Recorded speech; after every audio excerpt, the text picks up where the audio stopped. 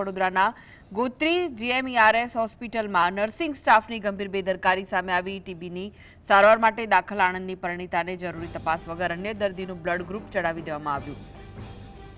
પરિવારજનો લોહી લઈને પરત ફર્યા ત્યારે આ છબરડો બહાર આવતા હોસ્પિટલમાં હંગામો મચી ગયો। ખોટું લોહી ચડાવતા દર્દીની તબિયત લથડતા તાત્કાલિક આઈસીયુમાં ખસેડાયા છે। ઉચ્ચ અધિકારીઓએ તપાસના આદેશ આપ્યા છે, જ્યારે પરિવારજનોએ જવાબદારો સામે કડક કાર્યવાહીની માંગ કરી છે। આ ઘટનાએ સરકારી આરોગ્ય સેવાઓની સુરક્ષા પર ગંભીર પ્રશ્નાર્થ મૂક્યો છે।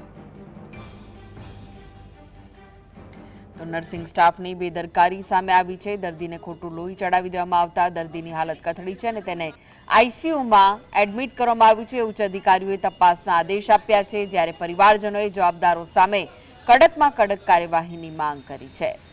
તો વધુ વિગતો માટે જોડાઈ ગયા છે સંવાદદાતા રૂપેશ। નર્સિંગ સ્ટાફની બેદરકારી સામે આવી છે, દર્દીની તબિયત લથડી છે, શું વિગત મળી રહી છે?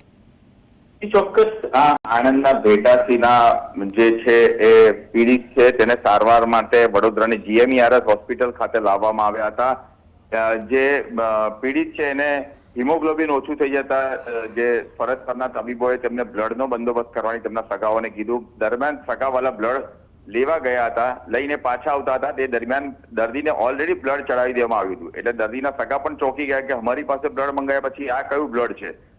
તપાસ કરતા ખબર પડી કે કોઈ અન્ય જ ગ્રુપનું બ્લડ, એટલે કે અન્ય દર્દીના અન્ય ગ્રુપનું બ્લડ જ આ બેનને ચડાવી દેવામાં આવ્યું હતું। અચાનક 10 ml જેટલું બ્લડ ચડી ગયું, પરંતુ તેમની તબિયત અચાનક લથડી હાલ આઈસીયુમાં સારવાર ચાલી રહી છે અને પરિવારજનો કહી રહ્યા છે કે આ મામલે જેની પણ સંડોવણી હોય તેમની સામે જે છે શિક્ષાત્મક અને કડક કાર્યવાહી થાય। જી આભાર માહિતી આપવા માટે।